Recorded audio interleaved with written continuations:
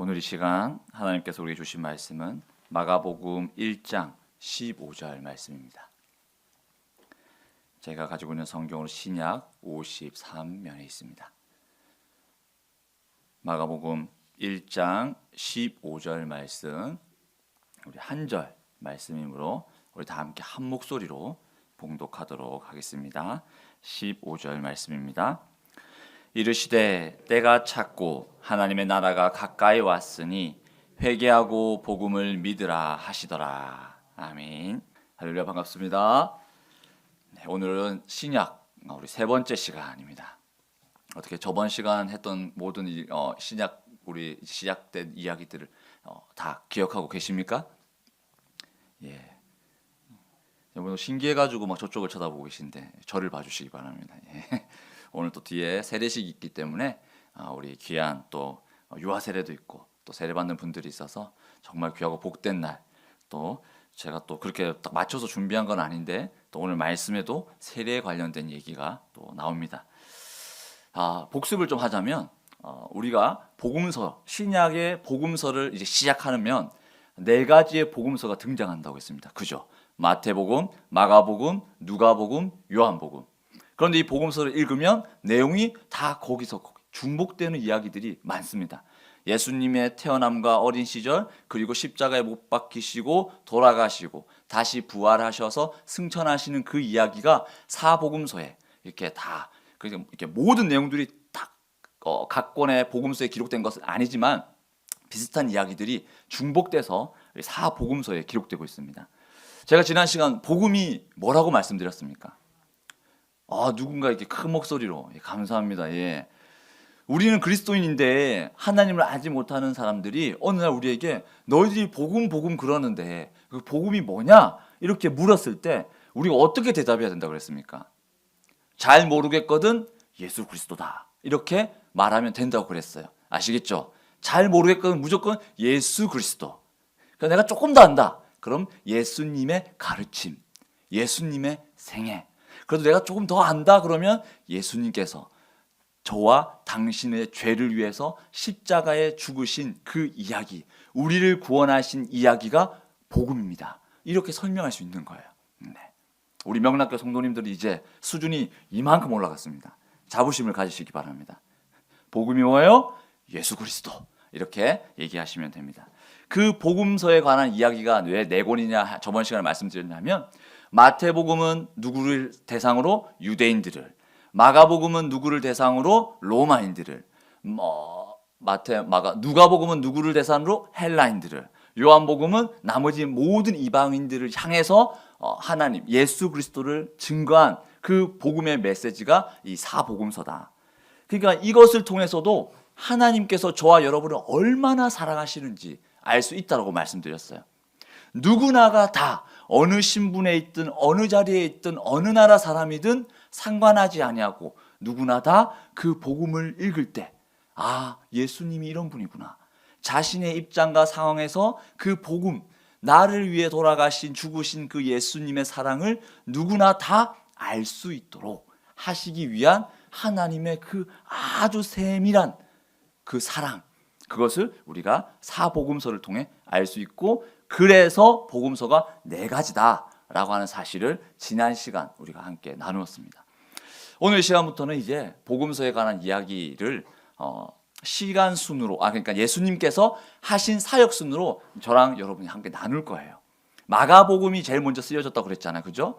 마가복음을 중심으로 해서 그 이야기를 우리가 함께 나눌 텐데, 제가 제 입장에서 그리고 이렇게 중요하다고 싶은 이야기를 제가 뽑아서 이제 우리가 신약 강의 시간 함께 나누는데, 제가 말했다고 해서 저것만 중요하다, 다른 것은 중요하지 않다가 아니에요. 제가 이렇게 말씀을 드림으로 말미암아 여러분이 각자 집에서 복음서를 읽을 때 조금 더 도움이 되시라라고 제가 이렇게 설명하는 거지, 제가 이 강의를 통해서 이 설교 시간을 통해서 말하지 않은 것은 중요하지 않구나 이렇게 오해하시면 큰일 납니다. 아시겠죠? 자, 그러면 이제 복음서 저는 이전에 이제 예수님께서 태어나시고 족보에 관한 이야기도 우리가 함께 다 나누었어요, 그죠? 그 다음에 하나님께서 우리를 구원하시기 위해 이제 준비를 하세요. 그래서 메시아이신 예수님을 이 땅에 보내기 앞서 먼저 보낸 사람이 있어요. 누굽니까? 세례 요한. 세례 요한이 먼저 등장합니다. 그럼 세례 요한이 무엇을 하는 사람이었냐? 성경은 이렇게 마지막 선지자다. 어떤 역할을? 세례 요한은 메시아를 준비하는 역할을, 사명을 감당한 사람이에요. 세례 요한이. 그래서 먼저 와서 이스라엘 백성들에게, 하나님을 알지 못하고 또한 구원을 기다리고 있는 그들에게 이제 앞으로 오실 분이 있는데 그분이 어떤 분이야? 내가 너희들에게 그분에 대해서 내가 이렇게 설명하니 잘 들어. 너희들은 그것을 듣고 준비해야 돼. 이게 세례 요한의 역할이었어요. 그래서 세례 요한의 그 준비의 구체적인 역할이 무엇이 있었냐 하니까 먼저 우리가 말씀을 보면 자, 마가복음 1장 7절 8절 말씀입니다. 마가복음 1장 7절 8절 말씀 우리 한 목소리로 봉독하겠습니다. 시작. 그가 전파하여 이르되 나보다 능력 많으신 이가 내 뒤에 오시나니 나는 굽혀 그의 신발끈을 풀기도 감당하지 못하겠노라. 나는 너에게 물로 세례를 베풀었거니와 그는 너에게 성령으로 세례를 베푸시리라. 아멘. 이제 세례 요한이 이렇게 얘기하는 것은 그 당시 세례 요한은 거의 다른 이들이 저 사람이 혹시 우리를 구원할 그런 존재는 아닌가 할 정도로 능력도 있고 그 말 선포하는 메시지에 엄청난 힘이 있었어요. 그래서 모든 이스라엘 백성들이 저분이 아닐까. 그러니까 권위가 있었고 저분의 말 한마디 그 누구도 부정할 수 없는, 무시할 수 없는 그런 존재가 세례 요한이었어요. 그런데 그 세례 요한이 뭐라고 얘기합니까? 나는 그분의 신발끈 묶기도 부족한 사람이다. 그러니까 사람들이 깜짝 놀라는 거예요. 당신보다 더 위대하신 분이 오십니까? 그래, 그분이 바로 메시아야. 그렇게 하면서 이제 그분을 소개하죠. 세례 요한의 역할은 예수님을 먼저 와서 소개한다. 나중에 예수님이 왔는데 이 사람들이 예수님이 누구지? 어떤 분인지 모를 수 있잖아요. 물론 구약의 메시지는 알지만 그러나 조금 더 구체적으로 이분이 어떤 분인지를 지금 세례 요한이 먼저 와서 예수님을 소개하고 있다. 그리고 이어서 세례 요한이 중요한 이제 준비 사역 중에 이 하나가 등장하는데 그게 뭐냐 하니까 마가복음 1장 4절 말씀입니다. 마가복음 1장 4절 제가 읽어드리겠습니다. 세례 요한이 광야에 이르러 죄 사함을 받게 하는 회개의 세례를 전파하니. 아멘. 자, 회개의 세례를 전파하니. 그러니까 세례 요한이 이 나의 뒤에 오실 그 예수님을 우리가 메시아를 준비하기에 앞서 세례를 전파했다는 거예요. 회개의 세례를. 왜 그랬냐니까 여러분 구약 이것도 우리가 구약의 메시지를 잘 듣고 알았다면 충분히 왜 그랬는지 이해할 수 있어요. 자, 회개의 죄의 회개의 세례. 회개가 뭐죠? 우리의 죄를 용서받고 우리의 죄 씻음을 그러니까 죄를 내려놓는 그런 행위잖아요. 구약 시대 때 회개가 뭐였어요? 나의 죄를 이 동물, 정결하고 깨끗한 동물한테 내 죄를 전가시키고 이 동물이 나 대신 죽는 거예요. 그럼 어떻게 되죠? 이제서야 죄가 없는 내가 하나님 앞으로 나아갈 수 있게 되는 거예요. 그럼 이 회개의 세례는 뭐냐? 세례 요한은 이미 벌써 곧 오실 분이 메시아이신데 어떤 분이에요? 하나님이시잖아요. 어떤 하나님? 성자 하나님. 그러니까 앞으로 우리를 구원하실 메시아이신 성자 하나님을 이스라엘 백성들이 맞이하려면 우리가 무슨 준비를 해야 되냐 하니 우리 안에 있는 근본적인 죄를 없애야 되는 거예요. 그래서 이스라엘 백성들에게 세례 요한이 회개의 세례를 베푸는 거예요. 너희들에게 죄가 없어야 앞으로 오실 성자 하나님을 우리가 만날 수 있지 않겠느냐. 앞으로 오실 그 하나님을 만날 준비를 우리가 하지 않겠느냐. 이 세례를 통해서 회개의 세례를 통해서 세례 요한이 준비하는 거죠.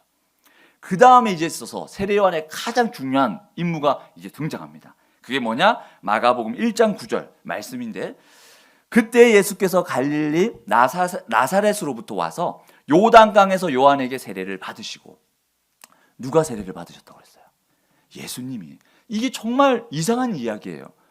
저분이 하나님이신데 하나님이신 예수님이 왜 인간인 세례 요한에게 세례를 받아야 되나? 죄가 없으신데 의아한 거예요. 그런데 여러분 예수님이 복음이라고 그랬잖아요. 예수님 삶 자체가 복음이에요. 그러니까 우리는 오늘도 예수님의 삶을 따라간다고 하는 고백을 많이 하지 않습니까? 예수님의 삶을 우리가 따라가야 된다. 예수님께서 이 땅에 오신 이유가 본인이 직접 인간으로 오셔서 너희들을 구원할 내가 너희들도 구원할 것이지만 너희들이 앞으로 그리스도인으로서 어떻게 살아야 할지를 내가 보여줄게. 그 첫 번째가 바로 세례를 몸소 받으신 거예요. 그런데 여기서 더 중요한 것이 있습니다. 제가 세가족 교육할 때라든지 아니면 세례 교육할 때 항상 이제 세례식에 관해서 설명할 때 이런 예를 들어요. 세례식은 결혼식이다. 결혼하는 사람들이 그냥 동사무소 가가지고 혼인신고만 딱 하면 그냥 정식 부부잖아요. 그런데 왜 결혼식을 하는 걸까? 심지어 결혼식을 했음에도 불구하고 혼인신고를 안 하면 정식 부부입니까? 아닙니까? 아니잖아요. 그런데 왜 굳이 결혼식을 하는 걸까? 선포하는 거예요. 만인에게 우리 두 사람이 여러분에게 선포합니다. 우리는 이제 정식 부부입니다. 세례식을 왜 제가 결혼식에 비유하냐니까 세례식도 마찬가지예요. 선포하는 거예요. 뭘 선포하느냐? 모든 만인들 앞에서 그리고 심지어 누구 앞에서? 하나님 앞에서 나의 입술로 고백하는 거예요. 하나님 그리고 여러분 성도 여러분 제가 오늘 이 시간부터 제가 여러분과 같은 하나님의 백성임을 제가 이 시간 여러분 앞에서 인정받습니다. 그러니까 영적 결혼식인 거예요. 세례식이. 그러면 지금 이 말씀에서 예수님이 제가 왜 세례받는 것이 중요하다 그랬냐니까 말 그대로 이제 지금부터 나의 하나님께서 나의 독생자 예수가 너희들을 위해서 그 구원의 역사를 십자가의 길을 이제 시작할 거야. 이것을 내가 너희들 앞에 우리가 선포한다. 성경에 성부 하나님, 성자 예수님, 성령 하나님 세 분이 동시에 등장하는 말씀이 여기에 이 말씀에 등장합니다. 오늘 우리가 읽진 않았지만 이 부분에 보시면 자 마가복음 1장 10절 11절 말씀에 자 한번 우리가 한번 함께 볼까요? 마가복음 1장 10절 11절 말씀 시작. 곧 물에서 올라오실새 하늘이 갈라짐과 성령이 비둘기같이 자기에게 내려오심을 보시더니 하늘로부터 소리가 나기를 너는 내 사랑하는 아들이라 내가 너를 기뻐하노라 하시니라. 아멘. 자 보세요. 물에서 올라오실 때 하늘에서 갈라짐 성령이 비둘기같이 내려오심을 보더니 성령님이 내려오셨다고 얘기하고 있어요. 그리고 그 자리에 누가 계세요? 성자 예수님이 계세요. 그리고 하늘에서 누구의 음성이 들립니까? 하나님의 음성이 내가 너를 기뻐하노라. 너는 내 사랑하는 아들이다. 그러니까 이 성부, 성자, 성령 하나님이 함께 등장하는 그러니까 모든 이들 앞에서 하나님께서 선포하시는 거예요. 그래서 이게 정말 중요한 그래서 혹이라도 여러분 세례를 안 받으신 성도님들이 있다면 세례를 그래 받으시기 바랍니다. 당당하게 선포하시기 바랍니다. 그래서 오늘 우리가 세례식이 있습니다. 세례받는 이 두 분이 얼마나 귀한 자리인지 몰라요. 이 자리가, 이 시간이. 저도 아직 세례받은, 전 중학교 3학년 때 세례를 받았는데 그 기억이 생생합니다. 어떤 옷 입었는지도 기억나요. 그만큼 제 두 번째 생일, 8월 30일. 기억하시기 바랍니다. 오늘 영적 생일을. 네. 자, 그렇게 해서 이제 예수님의 본격적인 사역이 하나님의 선포로 말미암아 시작됩니다. 자, 예수님의 그 생애를 여러분 성도의 삶이랑 보면 비슷해요. 우리도 세례를 받잖아요. 자, 예수님이 세례를 받으셨어요. 세례를 받았다는 건 내가 지금부터 하나님의 은혜를 받고 예수 그리스도 그러니까 그리스도의 삶을 내가 이제 본격적으로 살겠다고 다짐했습니다. 그 다짐하고 출발하는 그 순간 어떤 일이 일어나느냐? 예수님의 삶을 보면 알 수 있어요. 세례를 받고 본격적으로 이제 사역을 시작하려고 하는 예수님께 어떤 일이 일어나느냐 하면 마가복음 1장 12절 말씀 제가 읽겠습니다. 성령이 곧 예수를 광야로 몰아내신지라. 광야로 몰아내. 누가요? 성령님이. 광야하면 뭐예요? 마른 사막, 막 힘든 어떤 고난의 그런 그죠? 그러니까 이거는 시험을 얘기해요. 예수님이 광야로 가셔서 사탄에게 시험 받으십니다. 오늘 저와 여러분도 마찬가지예요. 내가 하나님의 은혜를 받았어요? 뜨거워요? 그럼 모든 것이 일사천리로 기쁜 일, 좋은 일만 생길 것만 같은데 이상하게 그 순간 시험이 닥쳐와요. 고난이. 이게 저주가 아니라 우리가 광야의 여정을 걷는 거예요. 누구의 길을 따라서? 예수님의 길을 따라서. 왜 우리가 광야의 길을 걸어야만 하느냐? 우리의 신앙이 더욱더 성숙되기 위해서. 하나님은 우리를 연단시키십니다. 자녀가 있는 분들은 아시잖아요. 이 아이가 지금보다 조금 더 연단되어서 일어섰으면 좋겠는데 자기는 안 하려고 그래. 그럼 어떻게 합니까? 일어설 수 있도록 옆에서 도와주잖아요. 그렇죠?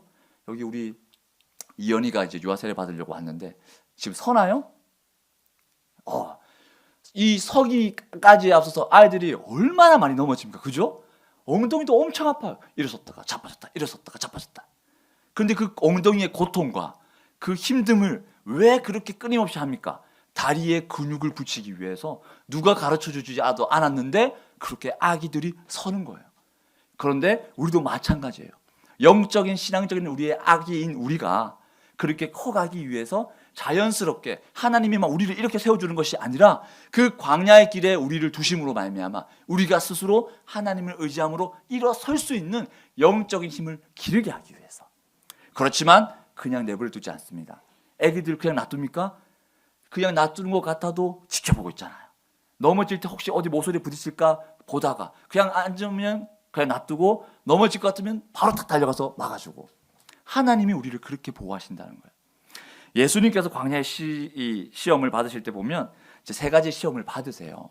예수님도 물질적인 시험, 권력과 어떤 이런 부분들에 있어서 세 가지의 시험을 받으시는데, 자, 여기서도 우리가 배워야 됩니다.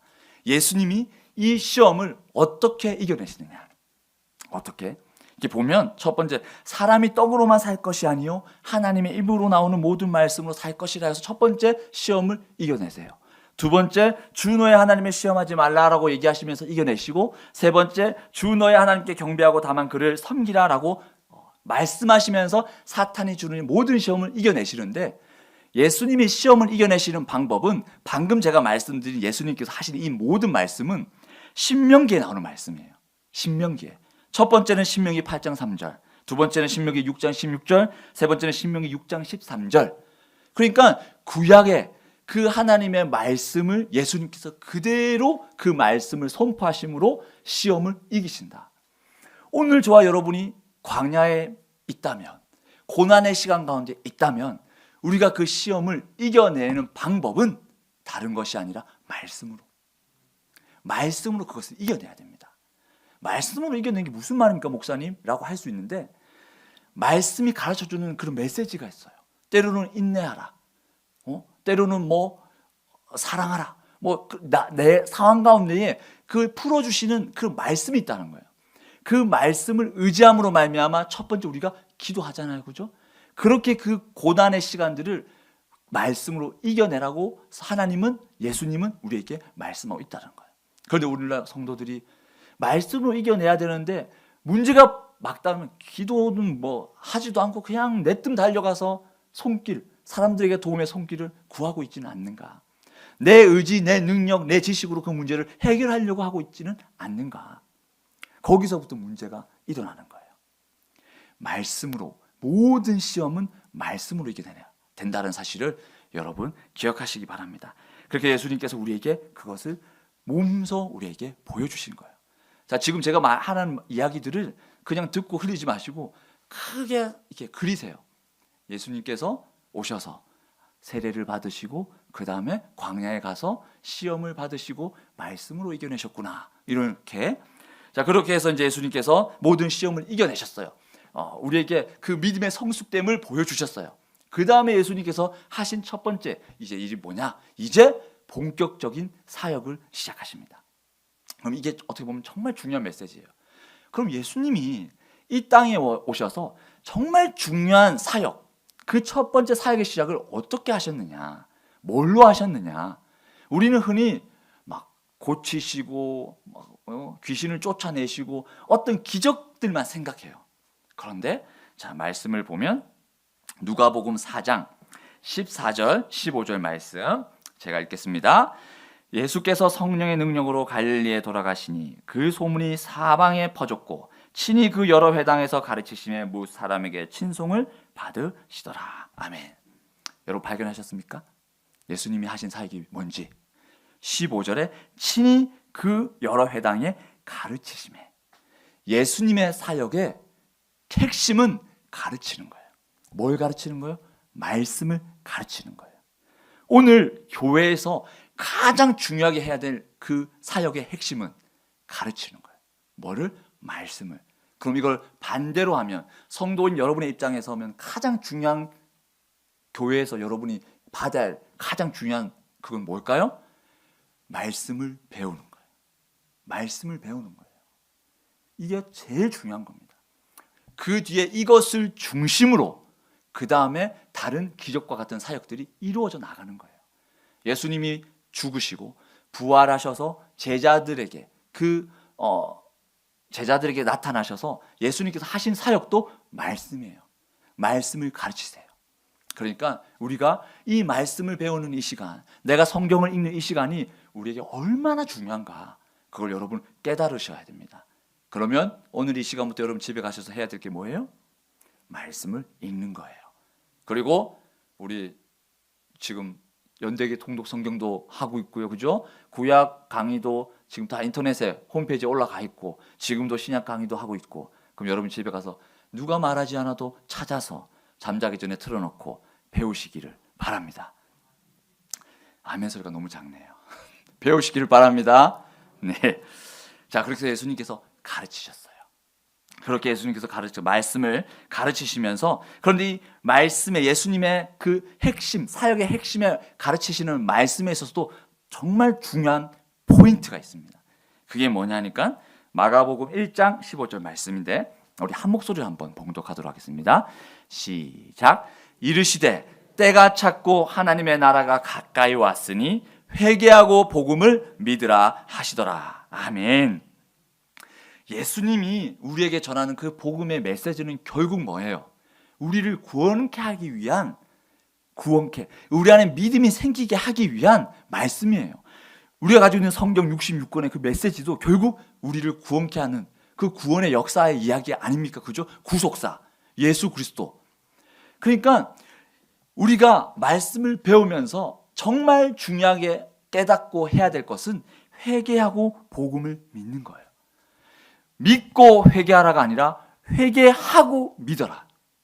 회개가 우리 그리스도교에 있어서 정말 핵심입니다.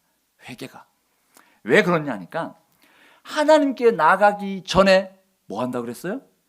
구약시대는 나의 죄를 동물에게 전가시키고 피로 그렇게 해서 하나님께 나아갔다 그랬잖아요. 회개했다는 거예요. 죄를. 오늘도 여러분 교회 오시면 오랜만에 만나서 일주일에 만나서 반갑다 하면서 막 이야기하고 그럴 것이 아니라, 딴 생각하면서 그냥 이렇게 있을 것이 아니라, 오자마자 여러분이 예배를 준비하는데 첫 번째는 회개의 시간을 가지는 거예요. 하나님, 부족한 종이 예배당으로 왔습니다. 제가 하나님의 말씀대로 산다고 했지만 이렇게 살지 못한 것, 그 죄 주님 용서하여 주시옵소서 라면서 나의 죄를 하나님 앞에 다시 한번 회개함으로 예배할 준비를 하는 거예요. 그뿐만이겠습니까? 우리의 삶 가운데의 회개는 끊임없이 일어나야 돼요. 끊임없이. 회개하지 않는 자는 하나님을, 온전한 믿음이 이 안에 있을 수 없습니다. 왜 그러냐니까 절대 교만한 사람은 회개할 수 없어요. 겸손한 자만이 자신의 죄를, 나의 부족함을, 나의 연약함을 발견할 수 있습니다. 그런 자만이 내가 잘난 줄 알았는데, 저 사람과 나의 관계가 이렇게 삐뚤어진 게 저 사람 잘못인 줄 알았는데 이렇게 보니까 하나님 아니었네요. 내가 부족했네요. 내가 못나서 그랬네요. 주님 용서하여 주시옵소서. 이렇게 회개가 나오는 거예요. 회개 기도하는데 누가 이렇게 기도합니까? 하나님 저는 잘났는데, 나는 아무런 죄가 없는데, 저 사람이 잘못했는데, 제가 잘못했는데 하면서 회개하는 사람이 있습니까? 저 사람 회개해 주십시오. 이런 회개 기도가 어디 있어요? 그죠? 회개. 그런데 이 회개가 또 회개에 대해서 잘못 오해하는 성도들이 너무 많습니다. 회개한다고 그래서, 죄를 하나님 앞에 내려놓는다 그래서 교회에 와서 하나님 저 이거 잘못했습니다. 용서해 주시옵소서. 끝. 이게 회개인 줄 알아요. 아니에요. 여기에서 더 나아가야 됩니다. 회개는 믿음과 아주 밀접한 관계가 있어요. 여러분 믿음이 뭡니까? 믿음은 내가 안 것, 내가 아는 하나님, 내가 아는 예수 그리스도를 그 안 것을 내 신념으로 받아들이고 그것을 이전에 가졌던 나의 생각들, 가치관들을 완전히 바꿔서 오직 하나님의 말씀으로 내 가치관을 이제 바꾸고 그리고 그 가치관을 어떻게 합니까? 그대로 생각한 대로 내가 가진 신념대로 행동하는 것이 믿음이에요. 신념도 똑같아요. 내가 죄를 아버지 앞에 내려놓습니다. 하나님 이게 죄인지 제가 알았습니다. 그렇다면 제가 오늘 이 시간부터 이것을 하지 않겠습니다 하고 내 삶을 완전히 바꾸는 거예요. 행동한다는 거예요. 하나님 내가 저분과 안 좋은 다툼을 가졌습니다. 하나님 제가 잘못했네요. 하나님 용서해 주십시오. 하나님 용서해 주실 거죠? 끝이 아니라 그분한테 찾아가서 이런 문제 제가 생각해 보니까 제가 좀 잘못한 것 같습니다. 우리 다시 제가 용서를 구합니다. 직접 가서 그 상대방에게 용서를 구하는 그렇게 행동하고 해결하는 것이 진정한 회개다라는 사실 여러분 이거는 제가 여러분한테 풀어서 말씀드리는 것이 아니에요. 회개라고 하는 단어가 헬라어로 뭐냐니까 제가 못 읽을 것 같아서 적어왔어요. 메타노에오라고 하는 단어예요. 이거는 메타라고 하는 단어와 노에오라고 하는 헬라어가 합쳐진 복합 명사예요. 메타, 달리하다, 바꾸다라고 하는 뜻이고 그리고 노에오는 어떻게 합니까? 생각하다, 바꿔서 생각하다, 달리 생각하다. 다시 말하면 이전에는 내가 이런 사람이었는데 이 회개를 통해서 완전히 180도 바뀌어진 사람이 되었다는 거예요. 내 생각을 그렇게 바꾸는 거예요. 그게 메타노에오, 회개라고 하는 거죠. 오늘부터 여러분 회개는 말로만 마음으로만 하는 것이 아니라 행동해야 그것이 100% 온전한 회개임을 여러분 기억하시기 바랍니다. 내가 이렇게 회개했는데 왜 내 삶 가운데에 변화가 없고 다른 분들이 받아 누리는 저 기쁨과 은혜를 왜 나는 못 느끼지? 라고 하신다면 여러분 회개를 잘못했기 때문에 그럴 수 있어요. 회개를 내가 아직 안 바뀌었는데 내 삶이 어떻게 바뀝니까? 결코 그렇지 않다는 거예요.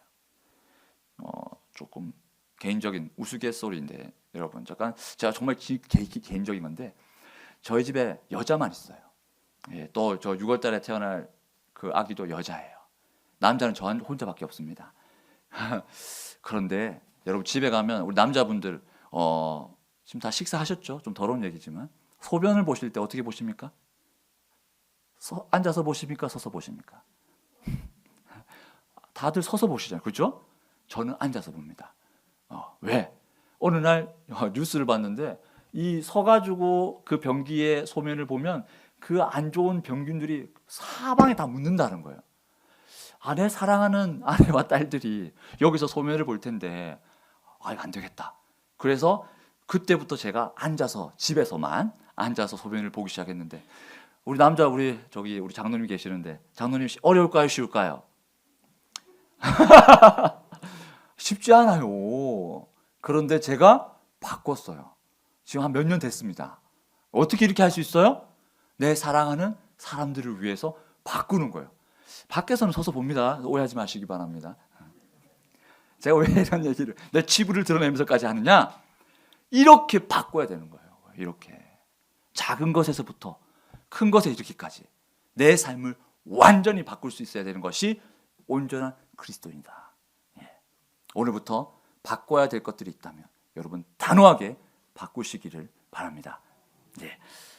자, 그리고 이렇게 우리가 예수님께서 그러한 것들을 통해서 회개가 무엇인지를 말씀을 가르치며 선포하신 것을 통해서 이제 우리가 어떻게 해야 되는지를 알았고 그 다음에 예수님이 제자들에게 말씀을 가르치시고 그 다음에 하신 일이 있어요. 그게 뭐냐? 자, 그게 뭐냐? 마가복음 1장 16절 17절 제가 읽어드리겠습니다. 갈릴리 해변으로 지나가시다가 시몬과 그 형제 안드레가 바다에 굼을 던지는 것을 보시니 그들은 어부라. 예수께서 이르시되 나를 따라오라. 내가 너희로 사람을 낚는 어부가 되게 하리라 하시니라. 말씀을 가르치시고 그 이후에 이제 본격적으로 예수님을 도울 동역자들을 부르세요. 제자들을. 왜 예수님께서 제자들을 부르셨나? 이게 교회의 핵심입니다. 교회는 혼자 하는 것이 아니에요. 예수님이 하나님이신데 능력이 있으신 분인데 굳이 제자들을 그렇게 부르실 이유가 있습니까? 12사도를? 아니에요. 왜 부르셨느냐? 우리에게 보여주시는 거예요. 야, 너희들 앞으로 신앙생활 할 텐데, 너희들이 나를 믿고 그리스도인으로서 신앙생활 할 텐데, 신앙생활은 혼자 하는 게 아님을 우리에게 가르치고 있어요. 오늘도 우리 세가족 교육 받으면서 교회론에 관해서 설명을 했는데, 여러분, 교회라고 하는 에클레시아는 두세 사람이 모인 그 자리에 나도 너희와 함께, 예수 성령님도 함께 있는 그 모임 공동체가 에클레시아, 교회잖아요. 교회. 그러니까 오늘날 특히 젊은 층들이 오해하는 게 나만 잘 믿으면 되지. 교회 안 가고 특히 코로나 터졌다. 나만 집에서 영상으로 우리 가족만, 나만 예수님 잘 믿으면 되지라고 생각하는 정말 잘못된 신앙관을 가진 젊은이들이 있습니다. 그건 정말 잘못된 거예요. 비성경적인 거예요. 교회는 모이는 거예요. 교회는. 물론 문제가 일어나죠. 사람들이 모이는. 그렇기 때문에 더욱 모이는 거예요. 교회는. 그래서 우리가 이 자리에 이렇게 모여 있는 것 아니겠습니까? 그리고 우리 젊은 성도님들도 모이셔야 돼요. 모이는 것에 힘을 쓰셔야 됩니다.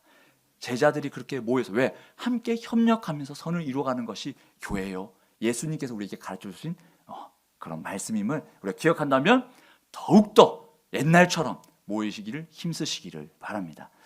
그런데 여기서 이제 제자들을 부르셨어요. 제자들의 예수님의 부르심을 받았습니다. 저와 여러분도 하나님의 부르심을 받아서 이 자리에 있는 건 아니겠습니까? 그렇죠? 그럼 제자로서 부르심을 받은 우리 성도로서 우리가 해야 될 일이 있어요. 하나님이 불렀어요? 거기서 제자로서 성도로서 끝나는 것이 아닙니다. 자, 제자들이 어떻게 했습니까? 마가복음 1장 18절 말씀인데, 예수님께서 제자들을 부르셨거든요. 그때 곧 그물을 버려두고 따르니라.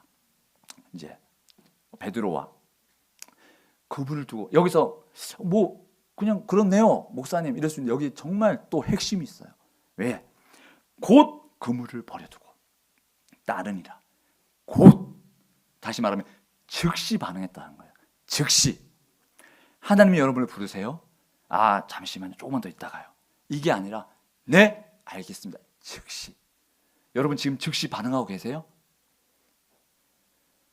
즉시 반응하는 게 뭔가, 제가 예를 들면 이렇습니다. 제가 지금 불이야!